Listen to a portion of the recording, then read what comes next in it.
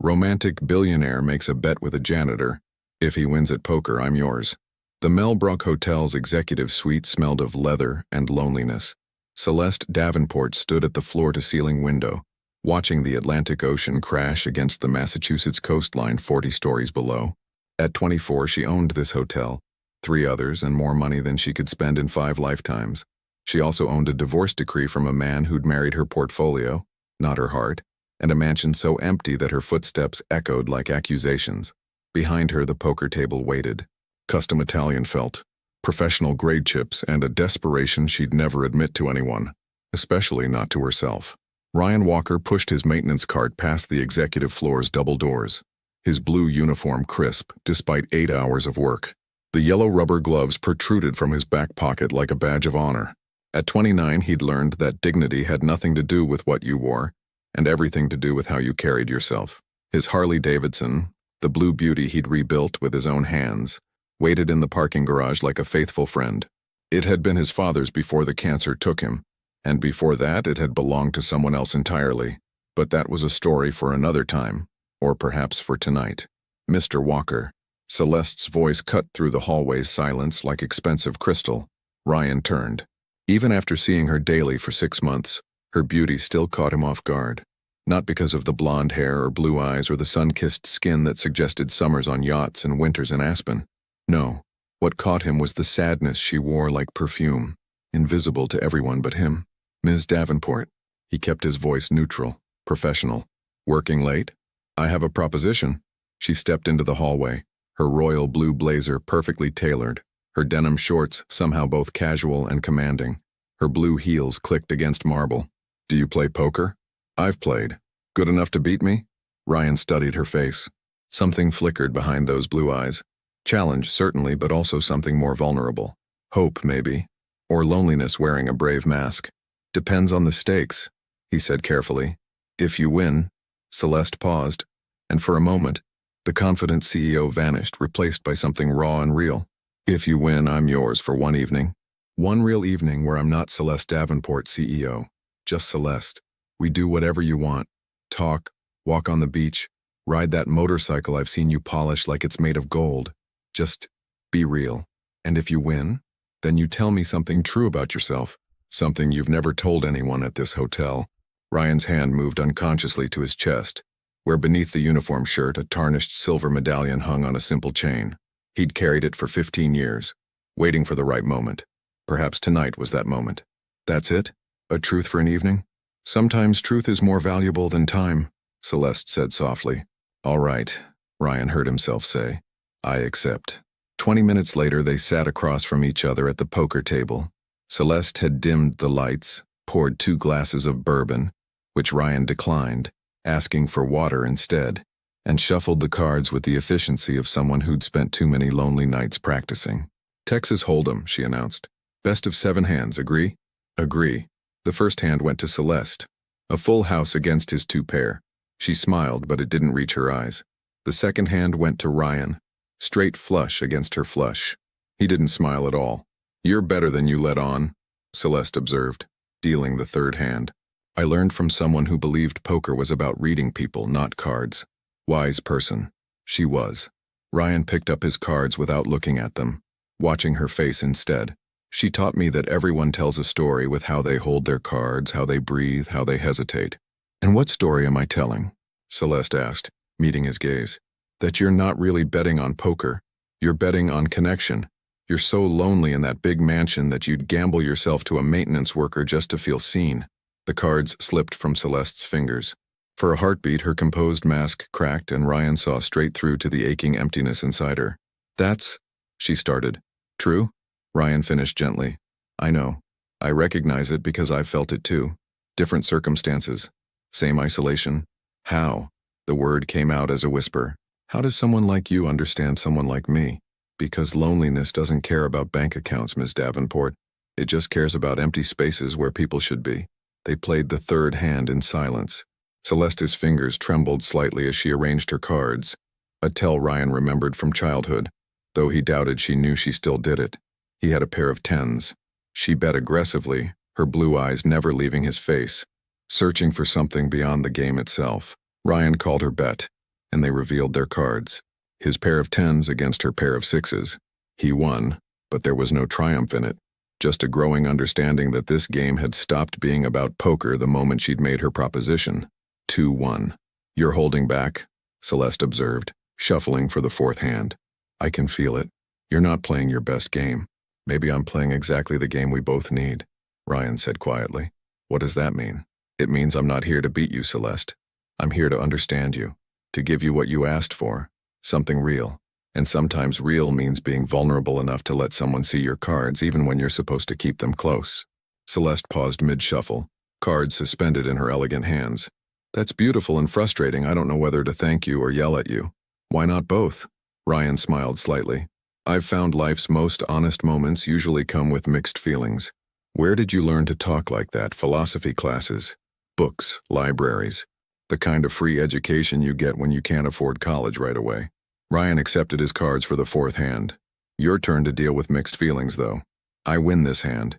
You tell me something true, but I also suspect you're scared of what truth you'll have to share. I'm not scared. Your fingers are trembling again.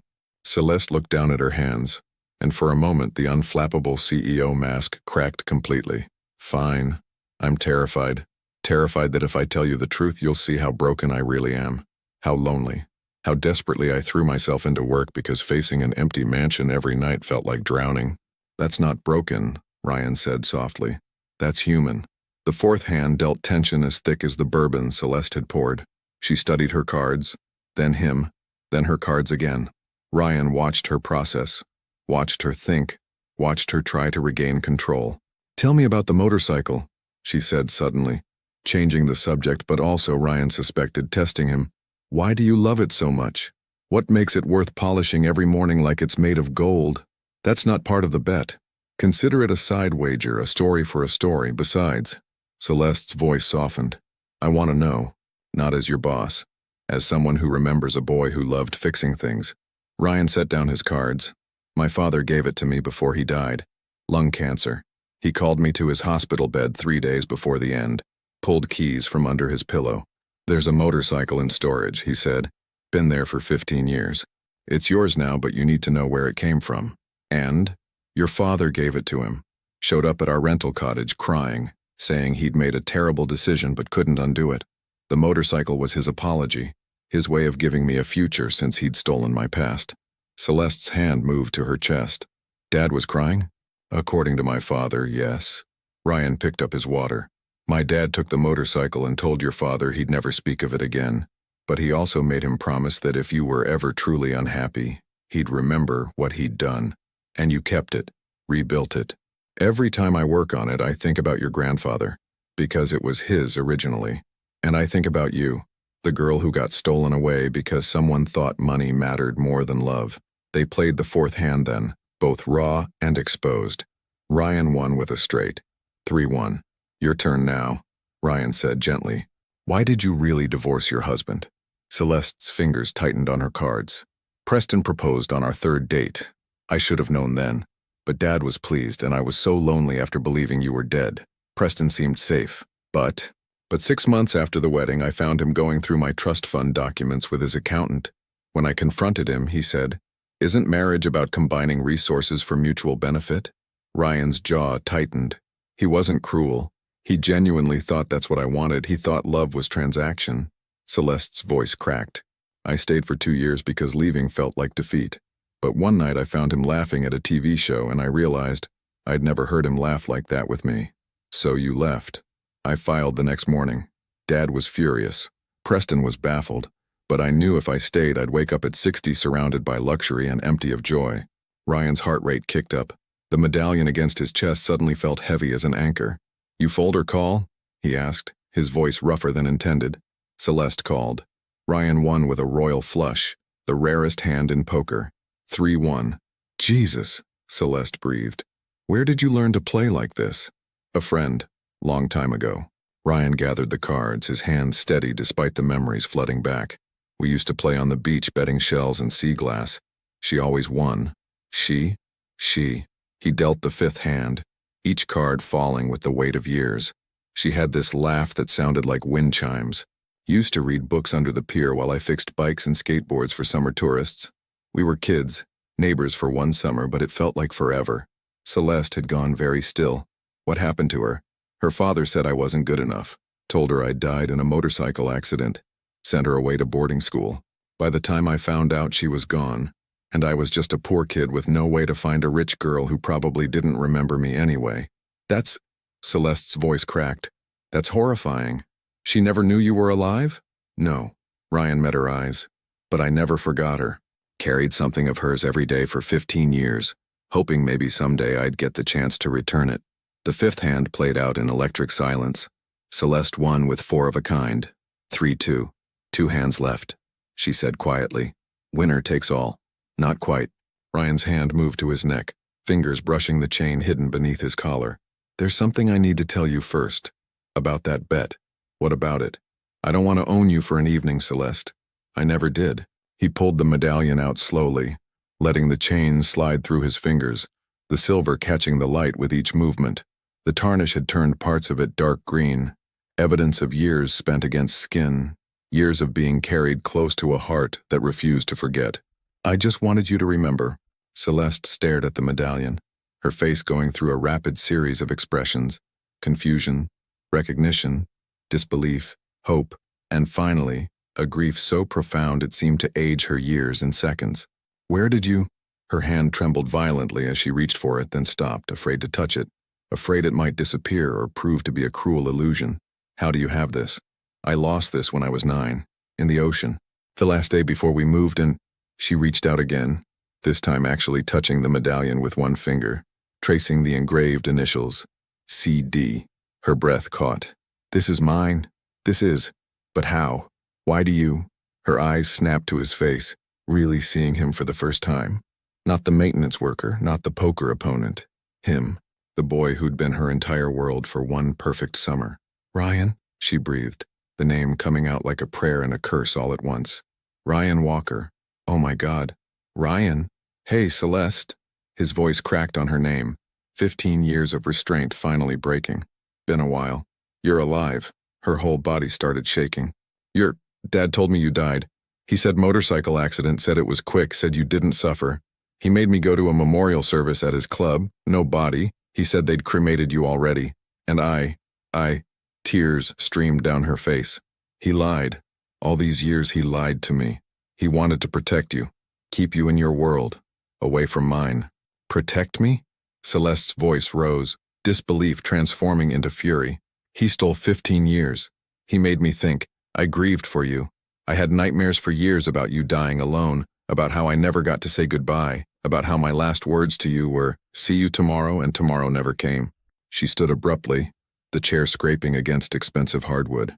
I went to therapy for 3 years because I couldn't stop having panic attacks about death. 3 years, Ryan.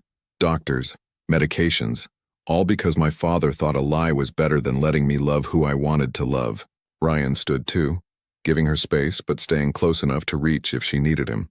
I dove for 3 hours that day, he said quietly, trying to ground her in details, in specific memories that proved this was real.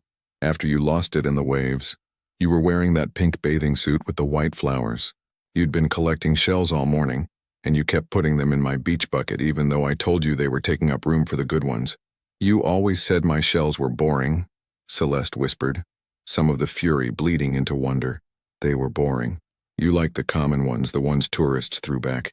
But you said, I said every shell was special because it survived the ocean, Celeste finished, memory flooding back. And you laughed at me, called me sentimental. You were sentimental. You cried when we found that dead jellyfish. It looked sad. It was dead, Celeste. It didn't have feelings about its appearance. You're doing it again, she said, half laughing, half crying. That thing you used to do where you'd make me laugh even when I was upset. The jellyfish, the broken bicycle, that time I fell off the pier and you pretended to interview me like I'd achieved some great Olympic diving fail. Ryan smiled, the memory sharp and sweet. You were so mad. Kept insisting you'd meant to jump, that it was a strategic aquatic entry. I was 9 and trying to save face in front of the boy Celeste stopped, her eyes widening further. In front of the boy I loved. Oh God, Ryan. I loved you. Even at 9, I loved you. And then you were gone and I had to pretend it was just a childhood crush, just summer friendship, nothing important. It was important. Ryan said fiercely. It was the most important thing in my life. That summer with you, being neighbors in those rental cottages, spending every day together, I learned what it meant to actually care about someone beyond yourself. You taught me that. I didn't teach you anything. You were already kind, already thoughtful. Maybe, but you taught me what it felt like to matter to someone. Your world was so different from mine. The clothes, the money, the plans your parents had. But you never made me feel less than. You wanted to know about my life, my dreams, what I thought about everything. Do you remember the questions? So many questions, Celeste said softly, sitting back down, pulling Ryan with her. Mom said I'd drive you crazy with all my questions. You asked me once what I wanted to be when I grew up. I said a mechanic like my dad. You know what you said? No. What? You said, that's perfect, because then you can fix my bike forever, and we can always be friends. Like it was the simplest thing in the world. Like there was no reason friendship couldn't last beyond summer, beyond childhood, beyond every circumstance that said we were too different. We were too different, Celeste said bitterly. My father made sure of that. No. Ryan took her hands, forcing her to look at him. We were never too different. We just had different challenges, different resources. But the things that mattered, kindness, honesty, actually seeing each other as human beings, we had those. We still have those. Celeste touched the medallion again where it lay against Ryan's chest. Tell me about finding it. Every detail. I need to know. You'd gone into the water around noon. The waves were rough, summer storm rolling in. You were jumping over waves, laughing, and the medallion chain broke. I saw it happen, saw the silver flash as it went under. You screamed, dove after it, came up empty. I dove next. Then your dad, then mine. Ryan's voice took on the rhythm of a story told and retold to himself over years. We searched for 2 hours before your parents made you go back to the house. You were crying, saying it was your grandmother's, that your mom would be so disappointed. I told you I'd find it. You said promise, and I promised. I remember, Celeste breathed. I remember you promising, and I believed you because you'd never broken a promise to me. My dad and I stayed. The tide was going out, which helped. We had metal detectors. Another family lent them to us. We searched in grid patterns inch by inch. The sun was setting, and my dad said we should quit, come back tomorrow. But something made me check one more spot right where the sandbar dropped off into deeper water. And there it was. There it was, buried in about 6 inches of sand, chain tangled around a rock. I pulled it free, rinsed it in the ocean, and my dad and I ran back to your cottage. Ryan's voice dropped. But you were gone. All of you. Packed up and left. No note, no forwarding address, nothing. Because Dad got a call that evening, Celeste said, tears streaming freely now. I thought it was about business. He took it in the other room, came back white as a sheet, and said we had to leave immediately. Family emergency, he said. We'd come back for our things later. We never came back. My dad knocked on your door the next morning. Different family was moving in. Said the previous renters had left in a hurry. Paid through the month but wouldn't be returning. The new family found some of your toys on the back porch. Kept them in case you came back. You never did. What was the call? Celeste asked. What family emergency? There wasn't one. Not really. Ryan's jaw tightened. Your father had hired someone, a private investigator I later learned, to look into my family. The report came back that evening. Working class, no college education, father with health problems from factory work. Your dad decided right then that I was a bad influence, that you'd outgrow me, that separating us immediately was kinder than letting us stay in touch and watch the relationship inevitably fail. How do you know this? Because my father told me, years later. Your dad came to see him, explained everything, handed over the motorcycle as a bribe, Celeste finished, her voice cold. As payment for our suffering, for your silence, for letting him steal you from me without a fight. My dad was dying, Celeste. Medical bills we couldn't pay. The motorcycle was worth enough to cover almost all of it. He took the deal not because he wanted to, but because he didn't want me starting adult life buried in his medical debt. So my father bought your silence with the motorcycle that should have been yours anyway through me, through us. Celeste stood again, pacing now, energy needing an outlet. And then he told me you died, held a fake memorial. Let me grieve, let me break. All because he decided that you weren't good enough for his daughter. The motorcycle's just a thing, Ryan said. It matters because of what it represents, but it's not you. You're what mattered. You're what I couldn't replace or rebuild or fix with my hands. Show me, Celeste demanded suddenly. Show me the engraving on the back. I need to see it, need to know this is real. Ryan unclasped the chain and handed her the medallion. Celeste turned it over with trembling fingers, and there, barely visible after 15 years of carry and care, were the words she'd asked her grandmother to engrave the week before that last summer. Summer forever. I wrote that, she whispered. I was 8 and Grandma had just given me the medallion, her mother's before her, and I asked her to add this because I wanted to remember that summer is a feeling, not a season, that you can carry summer in your heart no matter what comes. You told me that, Ryan remembered. That last day before you went in the water, you showed me the engraving and I said it was the smartest thing I'd ever heard. And you said, Celeste's voice caught, you said summer forever sounded like a promise. It was a promise. One I kept. I'm not that boy anymore. No. Celeste stood too, facing him across 3 feet and 15 years. You're better. You became exactly who I always knew you'd be. Someone who works with his hands, who helps people, who rides a motorcycle that belonged to someone who understood freedom. Wait. Her eyes widened. The motorcycle. Your dad said it was from someone important. Your father gave it to mine, Ryan confirmed. A week after you left. Blood money, I called it then. My dad called it opportunity. Said your father felt guilty but not guilty enough to tell you the truth. The motorcycle was his way of easing his conscience. Pay off the poor kid, set him up with something valuable, hope he'd disappear. But you didn't sell it. No, I rebuilt it, made it mine. Wrote it every day and thought about the girl who used to read under the pier while I fixed bicycles. Ryan took a step closer. I took a job at your hotel 6 months ago because I recognized your name in an article about young CEOs. Thought maybe I'd just see you once, confirm you were happy, then move on. But every day I saw you walk these halls looking so damn lonely and I couldn't leave. Why didn't you tell me? Would you have believed me? Believed that the dead boy from your childhood was alive and cleaning your hotel? Ryan shook his head. I needed you to see me first. Really see me. Not as the maintenance guy or the ghost from your past, but as who I am now. And the bet? This whole poker game? Your idea, remember. But I'll admit, when you proposed it, I saw my chance. Ryan finally closed the distance between them, standing close enough that she could see the silver medallion clearly. One real evening, you said.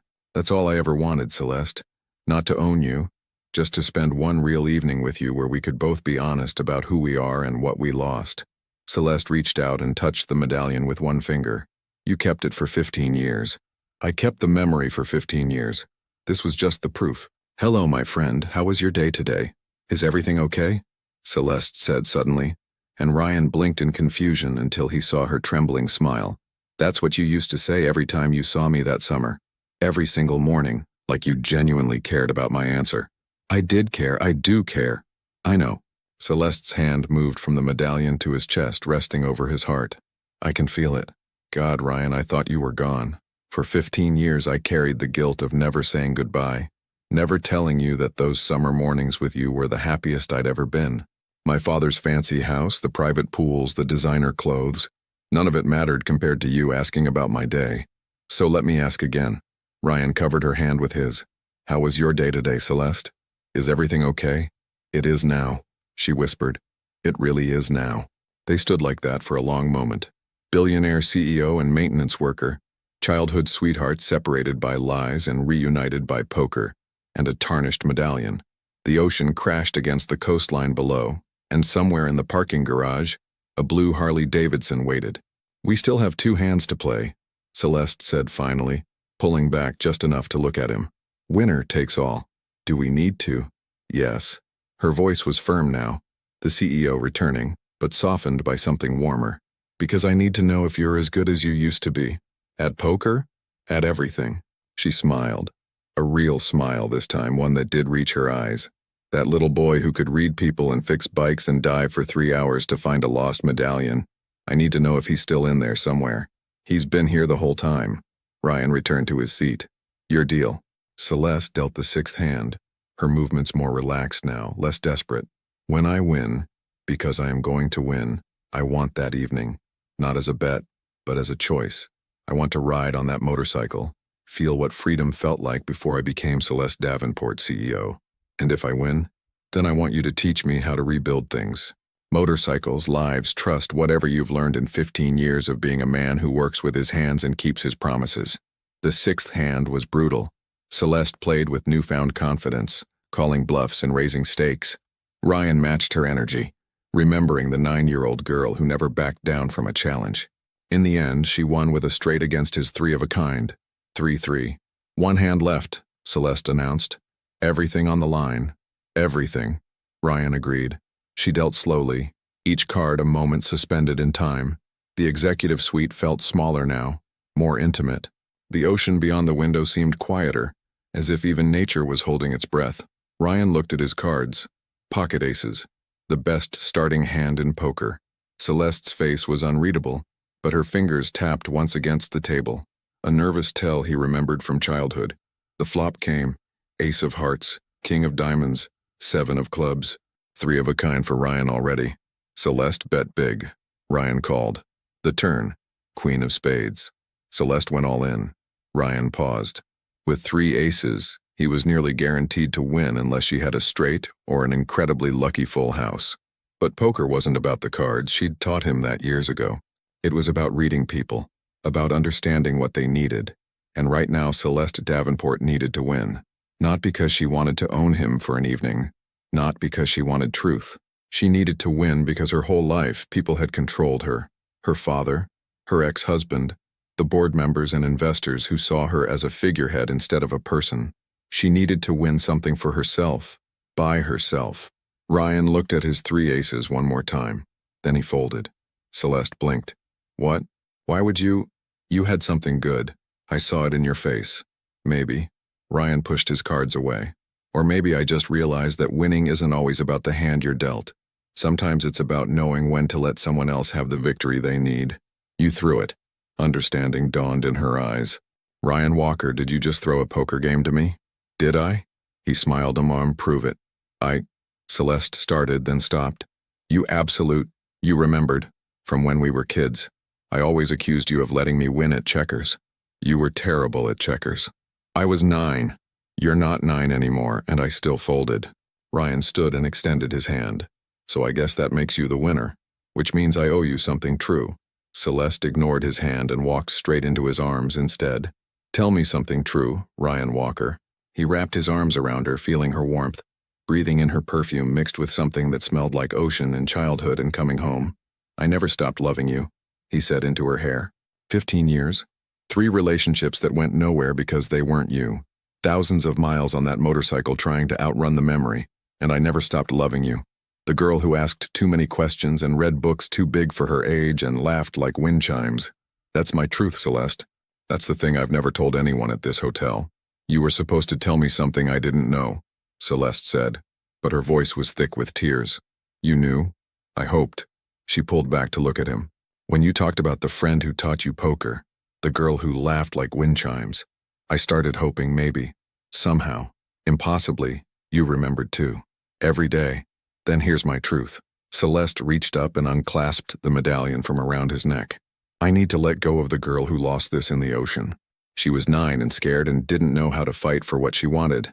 But I'm 24 now and I do know. So I'm not keeping this as a memory of what we lost. I'm keeping it as a promise of what we're going to build. She fastened the medallion around her own neck, the tarnished silver resting against her royal blue blazer. We're really doing this? Ryan asked. CEO and maintenance worker? Your board will lose their minds. Let them. Celeste's smile was fierce now. All pretense of loneliness burned away by something brighter. I've spent 15 years living for other people's expectations. Tonight I gambled myself in a poker game. Tomorrow I'm gambling my heart on a man who kept a promise for 15 years. What about the scandal? The publicity? What about it? She traced his jaw with one finger. You taught me that dignity has nothing to do with what you wear and everything to do with how you carry yourself. Time I started living like I believe it. Your father. My father stole 15 years from us with his lies. I'm not giving him one more second. Celeste's voice hardened. Tomorrow I'll confront him. Ask him why. Make him face what his protection cost us. But tonight. Tonight? Tonight you're taking me on that motorcycle. She grabbed his hand. The ocean, the stars, the wind. Everything you promised that last summer when we said we'd ride together someday. You're wearing heels and a blazer. Then I'll change. I've got a closet full of things I've never worn, bought by stylists who don't know me. Celeste tugged him toward the door. Give me 5 minutes. Celeste. She turned back, still holding his hand. Thank you, Ryan said softly, for being brave enough to make that bet, for being desperate enough to gamble on connection, for being you. Thank you for keeping your promises, for diving for 3 hours, for recognizing my loneliness because you knew your own. She squeezed his hand, and for teaching me that winning isn't always about the cards you're dealt. I'll be downstairs with the bike. 5 minutes, she repeated, already running toward her private suite. Ryan stood in the parking garage, his hand on the Harley's handlebar. The blue paint gleamed under fluorescent lights, every scratch and dent a story, every repair a meditation. His father had given him this motorcycle with a complicated legacy attached. Blood money, yes, but also possibility. An apology that wasn't enough but was something. And now Ryan understood why he'd never sold it, never traded it for something newer or more practical. He'd been keeping it for this moment, for the night when Celeste would climb on behind him, wrap her arms around his waist, and they'd ride toward a future neither of them could have imagined 15 years ago. His phone buzzed. A text from an unknown number. 6 minutes. Had to find proper boots. Also ditched the blazer for leather. See, Ryan smiled. The universe had spent 15 years keeping them apart with lies and distance and circumstances. But tonight the universe had finally gotten it right. A door opened. Footsteps echoed across concrete. Ryan turned and felt his breath catch. Celeste had traded the royal blue blazer for a black leather jacket. The denim shorts remained, but she'd added motorcycle boots and tied her blonde hair back in a ponytail that made her look 19 again. The medallion gleamed against her shirt, catching light with every step. Too much? She asked, a hint of the old uncertainty in her voice. Perfect, Ryan managed. You look like I'm about to do something reckless, like you're about to do something real. He handed her the spare helmet, top of the line, purchased 3 months ago in a fit of optimism he'd barely admitted to himself. Celeste took it, their fingers brushing, and for a moment they were 9 and 10 again, sharing shells on a beach and believing that summer would last forever. Ready? Ryan asked. I've been ready for 15 years. Celeste climbed on behind him, her arms circling his waist, her warmth against his back feeling like coming home. Let's ride, Ryan Walker. Show me what freedom looks like. Ryan kicked the Harley to life. The engine roared, powerful, alive, impossibly present. He felt Celeste's grip tighten, heard her laugh over the engine's thunder, and knew with absolute certainty that some promises were worth keeping for a lifetime. They rode out of the garage past the Melbrook Hotel with its 40 stories of luxury and loneliness, toward the coastline where the Atlantic Ocean crashed eternal and forgiving. The stars stretched overhead, the wind tasted like salt and possibility, and somewhere in the night 2 people who'd been told they were wrong for each other discovered they'd been right all along. The poker game was over, but the real bet, the gamble on love and second chances and the courage to defy the world's expectations, that bet was just beginning. And this time, they were both determined to win. I want to take a moment to send everyone a special Christmas blessing. May your holidays be filled with warmth, love, and the kind of joy that comes from being surrounded by people who truly care about you. Whether you're with family, friends, or finding peace in your own company, know that you are valued and important. May God bless you all abundantly, protect your hearts, and fill your lives with countless reasons to smile. This is my wish for each of you from the bottom of my heart. Merry Christmas, and may the new year bring you everything you've been hoping for. Now, let's continue with our story. The Harley's headlight cut through darkness as they followed the coastal highway north. Celeste held Ryan tighter with each curve, her laughter mixing with the engine's roar. He could feel her heartbeat against his back, rapid, alive, unafraid. After 20 minutes, Ryan pulled into a scenic overlook, the same spot where his father had brought him after giving him the motorcycle all those years ago. The ocean stretched before them, moonlight painting silver paths across black water.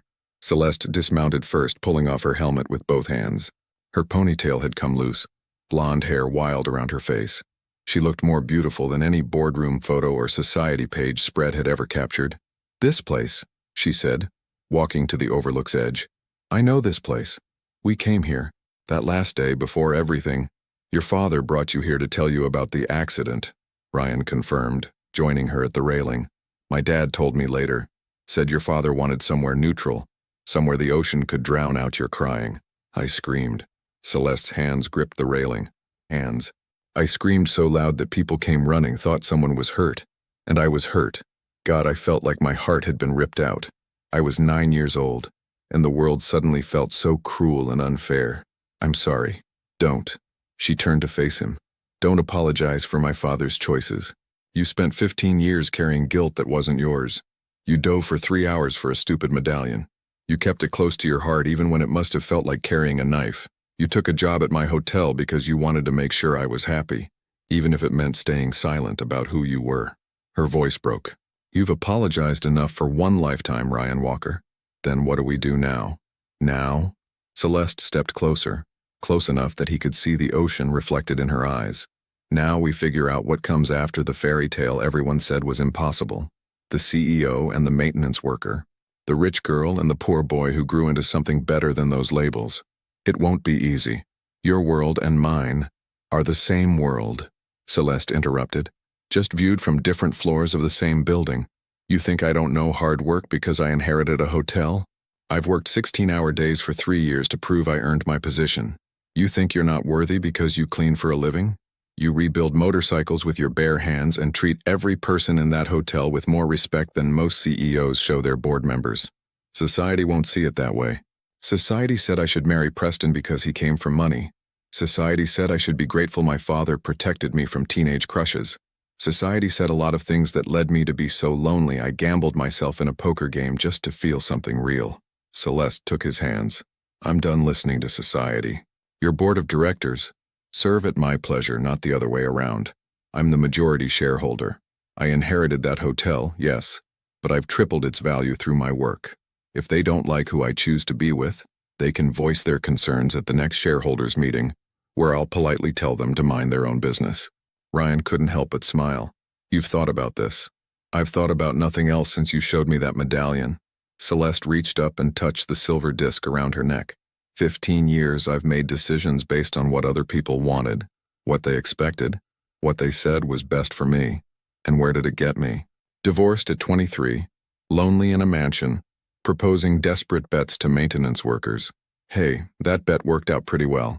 Because you were kind enough to see what I needed. She moved closer still, until they were breathing the same air. You taught me something tonight, Ryan.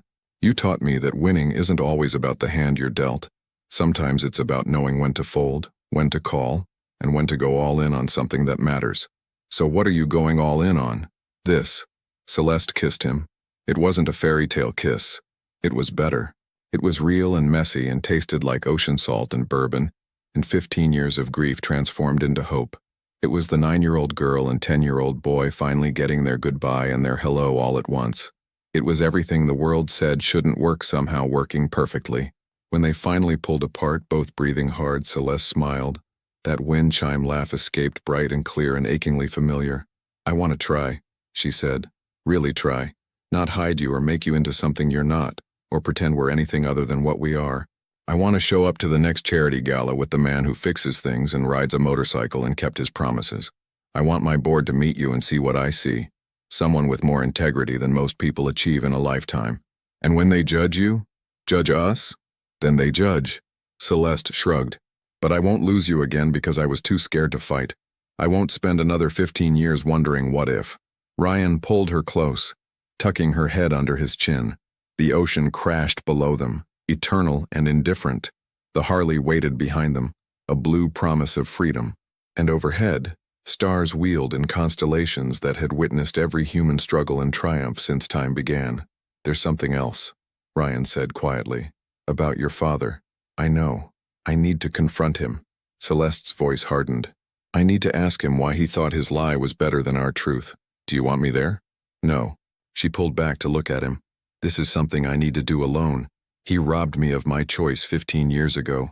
I won't let him think you're influencing my choices now. I need him to see that I'm making this decision as an adult, fully aware of the consequences, fully committed to whatever comes. He might disown you. He might. Celeste's smile was sad but determined. But I've learned something about family lately. It's not always about blood. Your father gave you that motorcycle as blood money, but you turned it into something beautiful through your work and care.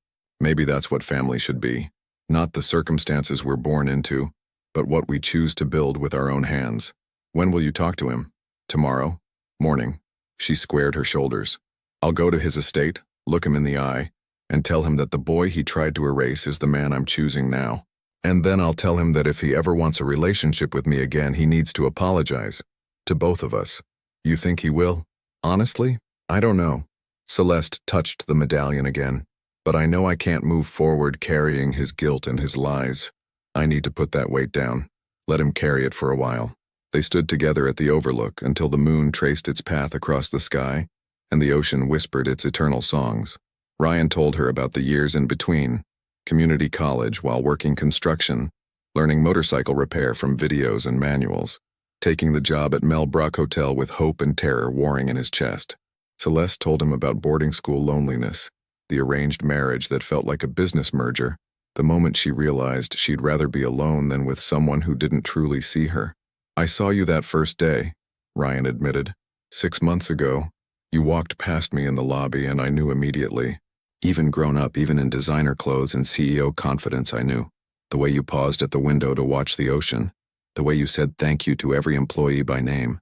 The way you carried yourself like you were trying to be brave when you really felt alone. Why didn't you say something then? Would you have believed me? Excuse me, Ms. Davenport, but I'm the boy your father said died 15 years ago? You would have thought I was crazy or conning you. Maybe, Celeste conceded.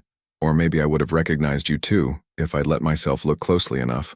But I was so good at not looking closely at anything. Easier to keep moving, keep working, keep pretending I was fine. And now? Now I'm looking. She turned to fully face him, her hands cupping his face. And I see someone extraordinary who somehow found his way back to me despite impossible odds. I see someone who deserves so much more than society's judgment and my father's prejudice. I see the man I'm going to fight for, Ryan Walker, because you spent 15 years fighting for me. They rode back to the hotel as dawn painted the sky pink and gold. Celeste held Ryan tighter than necessary, memorizing the feeling of freedom and choice and love without conditions. When they pulled into the garage, neither moved to dismount immediately. Tonight changed everything, Celeste said softly.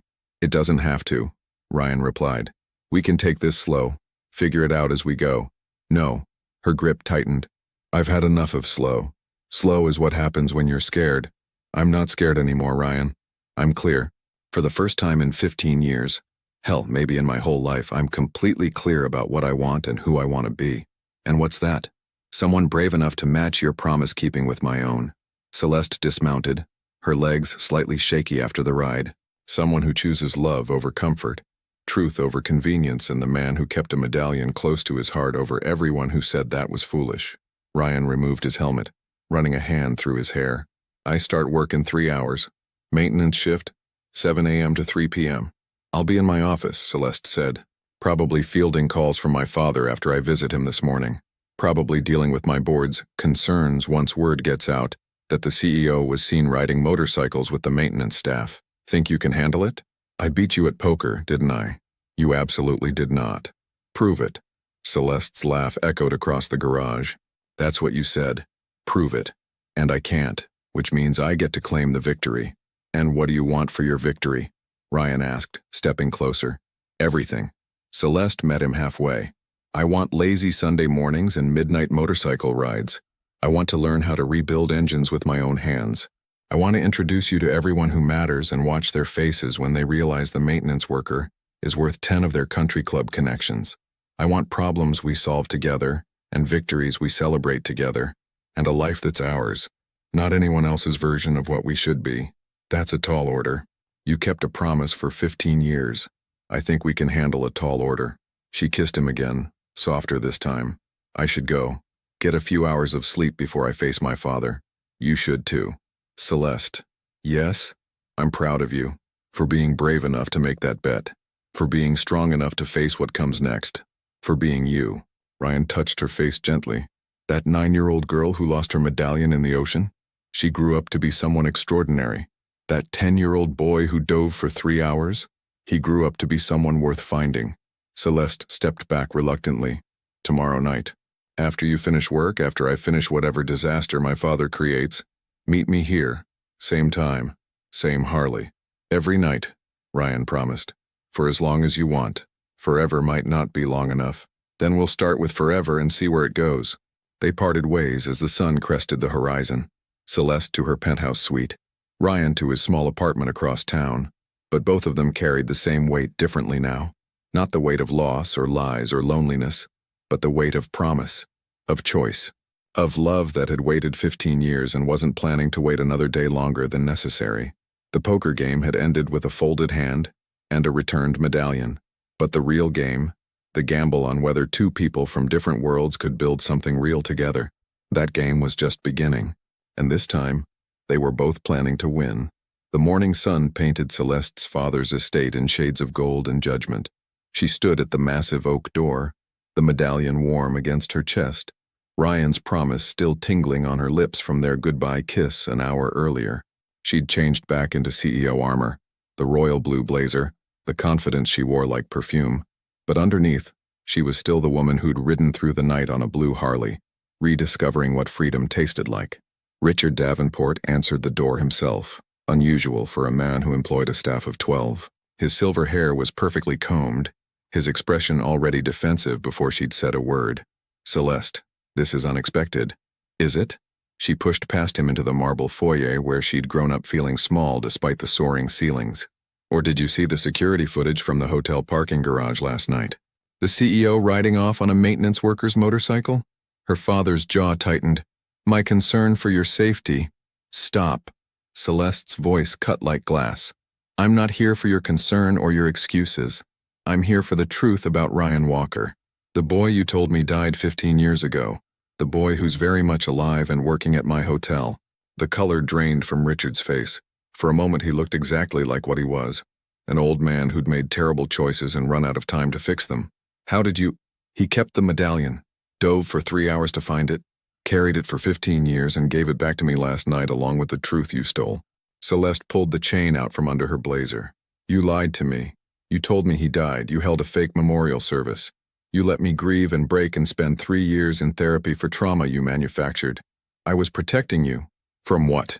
Celeste's voice rose, echoing off expensive walls. "From being loved by someone real? From choosing my own path? Or were you protecting yourself from the embarrassment of having a daughter who loved the wrong class of boy?" Richard moved to his study, Celeste following. He poured himself scotch despite the early hour, his hands shaking slightly. "You were 9 years old. You couldn't possibly understand." "I understood love. I understood kindness. I understood that Ryan asked about my day like he genuinely cared about the answer, which is more than you ever did." Celeste remained standing while her father collapsed into his leather chair. "Tell me why." "I deserve that much." Richard drank deeply, then met her eyes. "Your grandfather. My father. He grew up poor, worked his way up, made his fortune, and it destroyed him. The guilt, the sense of being an imposter, never feeling like he belonged in the world his success created. He died at 62 of a stress-induced heart attack, still carrying the weight of not feeling worthy. Grandpa was happy. Grandpa was haunted," Richard interrupted. "He told me on his deathbed that his biggest regret was never teaching me to value people over appearances, that he'd passed on his insecurities instead of his wisdom. And when I saw you with that boy, with Ryan, I saw history repeating. I saw history. I saw you choosing poverty over security, struggle over comfort. You saw me choosing love. I saw you choosing pain, because that's what it would have been, Celeste. You from your world, him from his. The judgments, the whispers, the constant pressure to prove yourself worthy of each other. I thought I was sparing you that struggle, so you created a different one. You made me believe the person I loved most was dead. You poisoned every relationship I had after because I was always comparing men to a ghost. You orchestrated my marriage to Preston, who saw me as a portfolio, not a person." Celeste's voice dropped to something dangerous. "You didn't spare me pain, Dad. You just chose which pain I'd suffer, and you chose wrong. I know. The admission came out broken. I've known for years. Every time you came home from that marriage looking more hollow, every time I saw you working yourself to exhaustion to avoid going home to an empty mansion, I knew. The motorcycle was supposed to be, I don't know, compensation, apology, a way to help his family without admitting I'd destroyed yours. Did you know he took a job at my hotel? Not until 3 months ago. My assistant recognized him in a background check update. I thought about telling you, but..." Richard laughed bitterly. "I'd already told one big lie. What was silence compared to that?" "It was cowardice," Celeste said flatly. "You were a coward who put his own fear above his daughter's happiness, and now you get to live with that. Are you going to forgive me?" The question hung in the air between them. Father and daughter, separated by 15 years of lies and marble floors that echoed with emptiness. I don't know, Celeste said honestly. Right now I'm so angry I can barely look at you. But I also know that forgiveness isn't about you deserving it. It's about me deserving peace. So, maybe someday. Maybe after you've actually apologized to Ryan. Not with money, but with words. Maybe after you've proven you understand what you took from both of us. What do you want from me? Nothing. I don't want anything from you anymore, Dad. I stopped wanting your approval the moment Ryan showed me that medallion. Celeste headed for the door, then paused. But I'll tell you what I'm going to do. I'm going to date Ryan openly. Bring him to charity galas. Introduce him to the board. Let society whisper and judge and clutch their pearls. And when they ask me how a CEO ended up with a maintenance worker, I'm going to tell them the truth, that he's the best man I've ever known, and their opinion means absolutely nothing to me. Celeste, I'm done, Dad. With your protection, your interference, your version of what my life should be.